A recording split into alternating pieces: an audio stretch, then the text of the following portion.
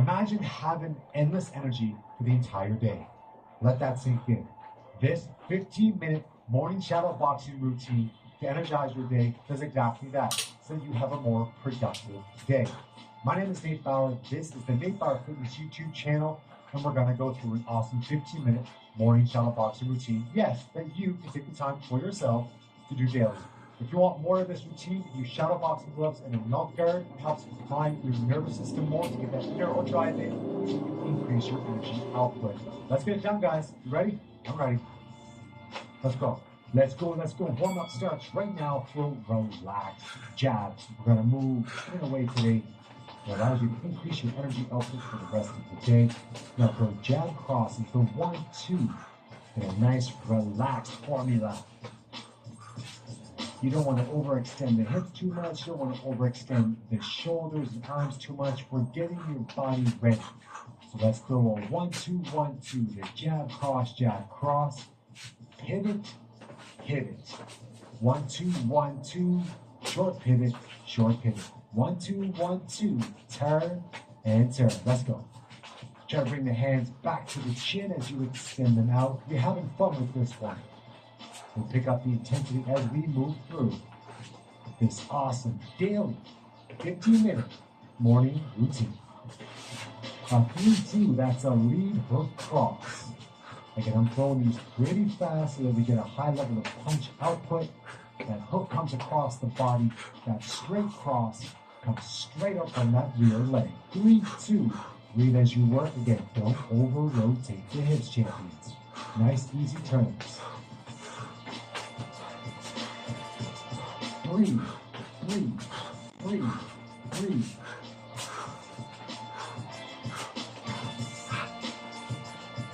Boxing is an incredible sport to kick off your day.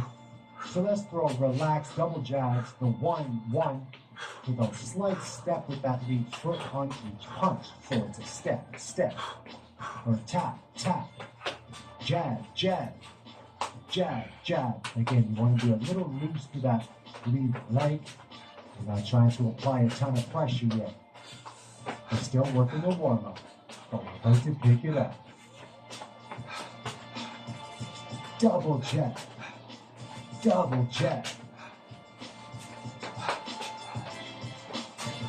Nice and smooth with it, still relaxed. You hear a little bit of breathing. Now let's work. The 2-1-2, the cross, jab, cross. Consistent work, let's go. Cross, jab, cross. Cross, jab, cross. Cross, jab, cross. Again, you're going to work at my pace or more. Now, if you just get back into fitness, you have to keep it slow. To let your hands go, that's cool too. Especially if you have weighted boxing gloves on or weighted shadow boxing gloves, that added resistance feels just right. 2-1-2. You can do this workout in a smaller space. Step left, lead uppercut. Step to your rear side, rear uppercut. Step left, 5. Step right, 6. Let's go. Now with these, they will flexing your abs into your knuckles as you extend up, so you get your core to wake up. Think about this. As you extend that arm up into that uppercut position, throwing the uppercut through the inside of your body. One step, one punch. Now, 1-6, block right, block left. Jab, rear uppercut, block from the same side, block from the left side. 1-6, block right, block left. Working the same side combo with the 6 and a block. 1-6, block rear side, block lead side. 1-6, block. 1-6, block. 1-6, block. You feel it? Let it go, champions. 1-6, block. Get used to this one. Again, find the rhythm, find the flow. Of course, let your hands go. Now, let's switch it up. Cross, lead uppercut. Block left, block right. Cross. Lead uppercut. block the same size on the uppercut, then block to the rear side. Let's go. 2, 5, block left, block right. 2, 5, block left, block right. Cross, lead uppercut. Block to the lead side, block to the rear side.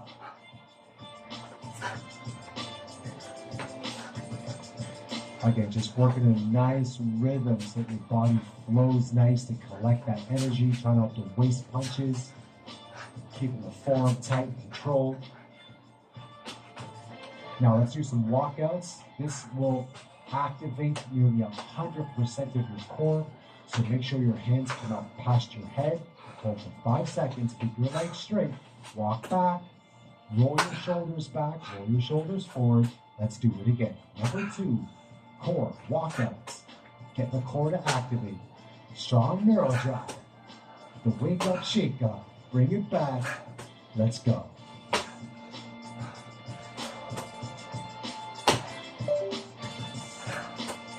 When you're out here, challenge the length of your body. Make sure your core stays fired. Walk back, roll the arms forward, roll the arms back, roll the arms forward. Let these hardcore beats take you through it. Less than 10 minutes to go, champions. Good work, good work. Let's do one more. So we'll get back into some awesome, powerful combinations. In your morning routine, shadow boxing workout on the 8-Hour Fitness YouTube channel. Step and pivot. Let's go. Core is on. Step and move. Let's work. Have fun with this. Move, step, turn.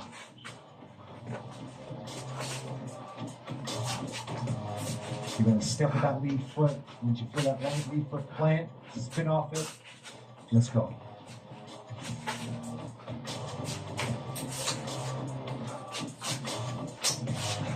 Now pivot, jab, pivot, double jab. Pivot, here, double jab. Step, pivot, jab. Step, pivot, double jab. Yeah, step, pivot, jab. Fast now. Step, pivot, double jab. Step, pivot, fast jab. Keep working it. Balance before speed. Let's go, champions. Be in order. Be focused. Be ready.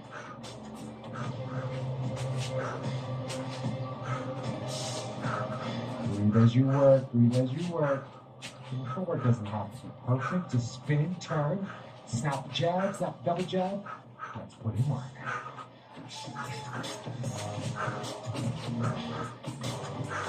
This is all about energy, right? Less than 8 minutes. Now look. Jab, cross, uppercut, uppercut, slip, slip. 1, 2, 5, 6, right, left. Jab, cross, left, right, slip, slip. Jab, cross, left uppercut, right uppercut, slip left, slip right. So follow that rhythm. Left, right, left, right, left, right.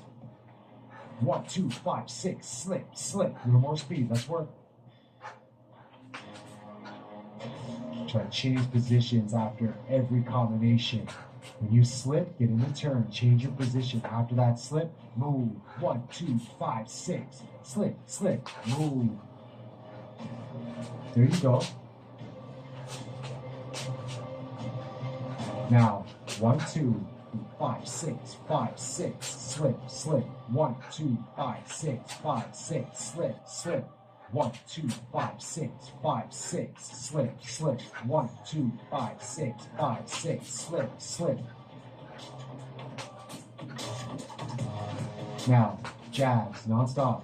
1, 1, 1, 1, 1. That's it. Key is to focus on some strong output. Now throw a relaxed cross and straight down the middle. Don't over-rotate the hip, just think about extending the right hand up. Slight movements, of course. 1, 2, pivot. Let's go. Jab cross. Fast 1, 2, small pivot. 1, 2, small pivot. 1, 2, small pivot. That's it.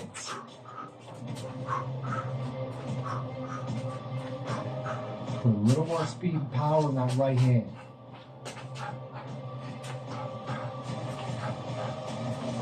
1, 2. Now, 3, 6. Bop, bop. Now put a little more speed into this. I want you to snap the hook, snap the uppercut. 3, 6. Small movement. 3, 6. Going a little bit from the inside. Yep. Yep. Hey, let's go. Breathe, breathe, breathe. Don't hold your breath. We'll coach you 5 minutes to go in today's high-powered workout. If this workout feels nice, do it twice. Ready, 4 power squats, and then a 1, 2, 3, 2 slip, 2, 3, 2. Right here, look. Let's go. 1, 2, 3, 4. Speed. 1, 2, 3, 2. Slip. 2, 3, 2. Let's go. 1. Touch the ground. 3, 4. Jab. Cross. Hook. Cross. Slip. Cross. Hook. Cross. 1, 2, 3, 4. Yeah. 1, 2, 3, 2. Slip. 2, 3, 2. You got this.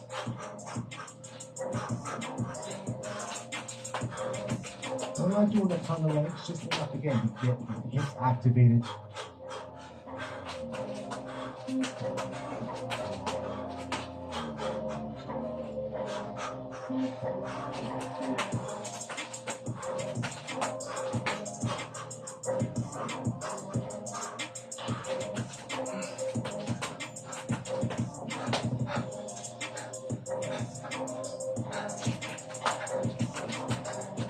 So I'm doing it fast for you to get that energy level up to push you through it. Jab, lead hook body. 1, 3 body. Snap it. Throw that punch across a 45-degree angle. Hit that liver shot. Keep your right hand nice and high. Yeah, let's go. 1, 3 body. Jab, hook body. Bring the jab halfway back and then land that hook to the body. Let's go.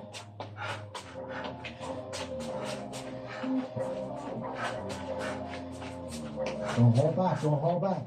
When you throw that lead hook to the body, bring that rear shoulder back a little bit. Look at the head on the jab, look at that liver shot on the lead up on that lead hook. Add an overhand right. 1, 3 body, 8. 1, 3 body, 8. Constant work. Let's go. Heart rate's elevated, right? Of course it is. You got this. Now, non-stop straights. This work wants to use a little recovery.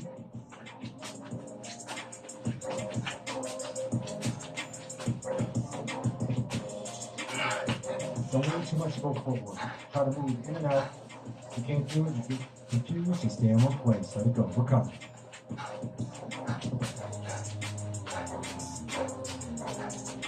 Let your hands go.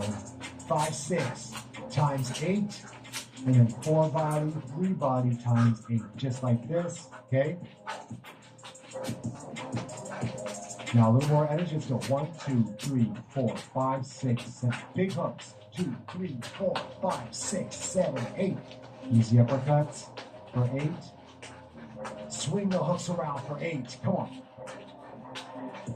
Uppercuts for 8. The hooks, I want you to really turn your toes so you get the rotational pattern in. Now keep your core on.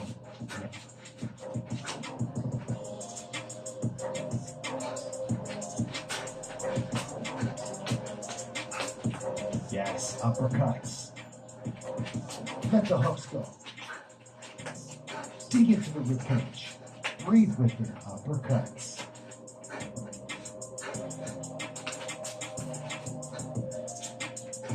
Uppercuts. Big hooks. Yes, sir. One more. Last one. Big hooks. 9 seconds. Now, once again, walkouts 5 times. Ready? Let's go. Hold 5 seconds. 4, 3, 2, 1. Bring it back. If you have to bend your knees to come back, bend your knees to come back. Make sure you get back there. Let's go. Number 2. Big reach. Walk it out. Close on. 3, 2, 1. Walk it back. Breathe, breathe, breathe. Core strong. Stand tall. Walk it out. Number 3. Ready? Let's go. Flat palms. Reach. Hold. 2, 1. Bring it back. Number 4.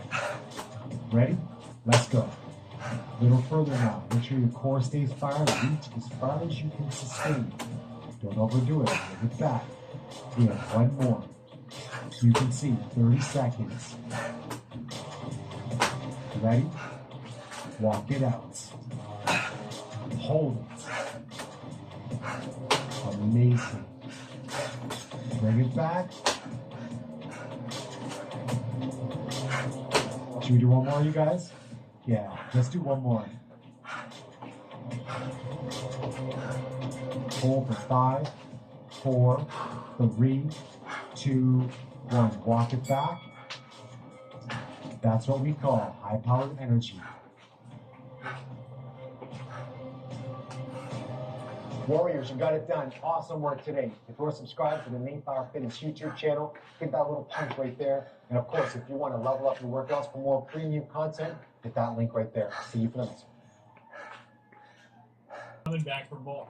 Now, there are many different ways that make certain creatures hard to kill, and I tried to split these up into categories as best as I could. So with all that said, let's jump into it.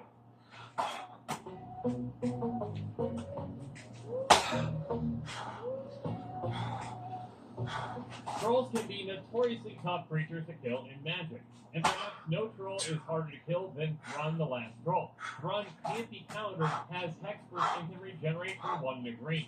So your opponents can't stop you from getting it out, they can't target it, and you can also regenerate it for cheap. And then Troll Aesthetic is kind of a mini Thrun, but still incredibly hard to deal with. Basically, it's a smaller Thrun that doesn't have that can't be countered claw. And then Monstrous Troll is tough in a different way because it says if it would be destroyed, regenerate it. So even if your opponents kill it and you don't have any mana up, it's not going away. Now, obviously, any of these can be killed with a board wipe that basically says can it be regenerated, but still, these are really tough to deal with. And obviously, those types of board wipes can't deal with indestructibility, so Impervious Graveworm is going to be fine. There are a good amount of creatures out there indestructible, but Impervious Graveworm is especially hard to deal with since stage 16/16. So even if your opponent's got something like a Constant Deluge, they're going to have to pay 16 life to deal with him. And gods like Purpose can be even tougher to deal with, because Purpose is indestructible, and a lot of the times it's not even a creature. So that Toxic Deluge won't work on it when it's just an enchantment. Next up, let's talk about Sigarda, Host of Hurons, which is also incredibly hard to deal with. She has Hexproof, and spells and abilities your opponents control can't cause you to sacrifice permanents.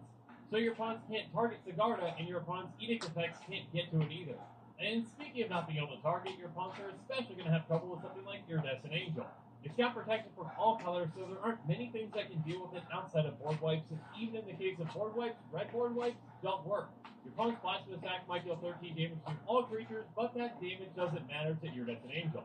And some similar cards to this one with some slight requirements are Pristine Angel and Ep's Champion. As long as Pristine Angel is untapped, it has protection from artifacts and from all colors.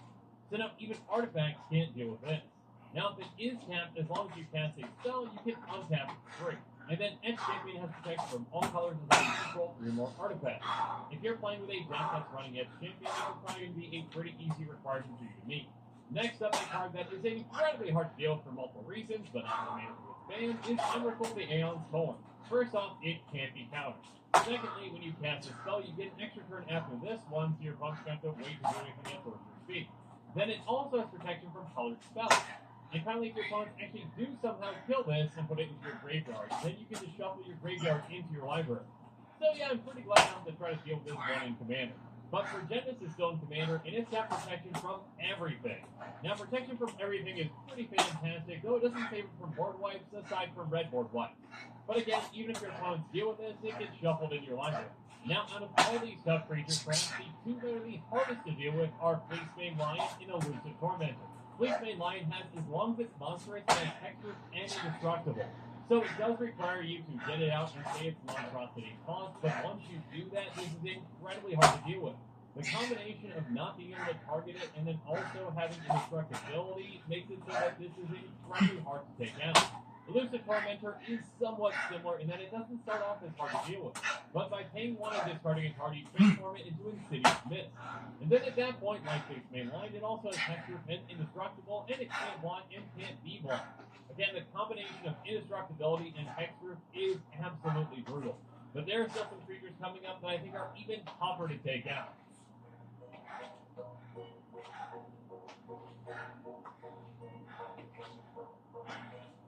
So let's move on to my next category, which I'm calling I'm Out of Here, and let's start off with Aetherling.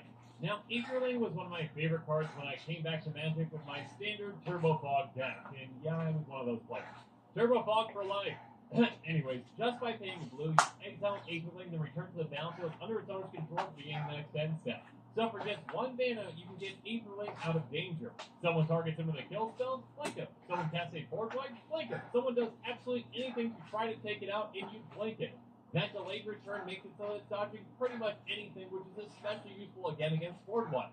Oh, and you can also make it unblockable in terms of power or toughness or whatever you really need to do to keep this thing alive and keep it hitting hard. Some somewhat similar creatures to this one are Argent Sphinx and Ghost Council over Zova. Now, like S-Champion, Argent Sphinx does need Metal Trap to actually do that exile effect like Aetherling. But again, if you've got a deck that's running this card, you're most likely going to have 3 artifacts in play. And then Ghost Council over Zova requires you to pay 1 and sacrifice a creature to do the same. So if you've got some fodder creatures lying around, you're going to be fine. Again, exiling and coming back later is a lot harder to deal with than bringing it back right away. As long as you've got mana up, it is nearly impossible, aside from things like split-second cards, to take these out. 2 other similar cards that have that bounce effect are Interroad, Brushhopper, and Nazal Primal Time. Brushhopper has discard 2 cards, exile and return to the battlefield under its own control at the beginning of the next end step. So as long as you've got cards in your hand, you're going to be fine. Now, Nazal takes this a step further for multiple reasons. First off, can't be countered, so yeah, that's even harder to deal with right away. Now, like the Brushhopper, you have to discard cards, but in this case, you can discard 3, so that is 1 more. But Nazal can draw you an incredible amount of cards because it has whenever an opponent casts a non-creature spell, you draw a card. On top of that, you've got no maximum hand size, so yeah, this is incredibly hard, if not impossible, to deal with. Speaking of incredibly hard, if not impossible to deal with, there's Norin the Wary. Norin is Magic's biggest scaredy cat of all time. He has, whenever a player casts a spell or a creature attacks, exile Norin the Wary. Return to the battlefield under its owner's control at the beginning of the next end step. So if anyone essentially does anything, this guy goes away and comes back later when it's set. So target removal won't get him, and board wipes definitely won't get him either. You basically are going to need an activated ability kill or an anti-anthem effect like Elish Norin to take this out. But let's move on to some creatures that phase, which is a weird old mechanic. The Fairies Honor Guard in Rainbow Free have paid blue, phase out.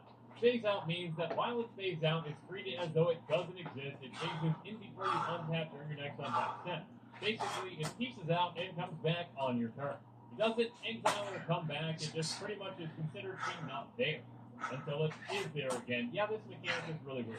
Anyway, some last ones in this category I want to tackle are Blinking Spirit and Selenia Dark Angel. Blinking Spirit has pay 0, return it to its owner's hand.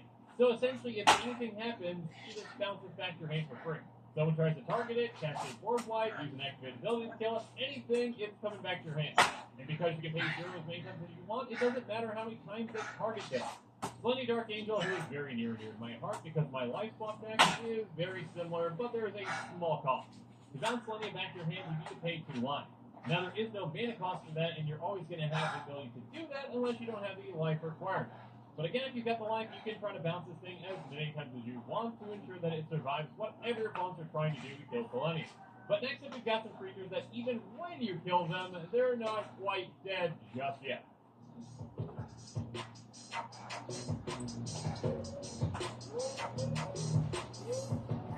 So in this category that I'm calling Be Right Back, let's start with some things like Phytotitan, Dargaz Reincarnated, and Apocrypha. Yeah, those names are hard to say in a row. Anyways, Phytotitan has, when it dies, returns to the battlefield, tapped under its owner's control at the beginning of their next upkeep. So if you kill it, it's coming back for free. Now, obviously, an exile effect can permanently deal with this, but if you've got something like a free sacrifice outlet on the board, good luck trying to get around that. Your opponent's trying to exile it, you sack it in response, and oh no, it died! Looks like I gotta get it back. Speaking of coming back, Dargaz Reincarnated has, if it would die, instead exile it with 3 egg counters on it. Then at the beginning of your upkeep, if it's exiled with an egg counter on it, remove an egg counter from it, then if it has no egg counters on it, return to the battlefield. Basically, a delayed Phytotype, and you get it back after 3 turns instead of just 1.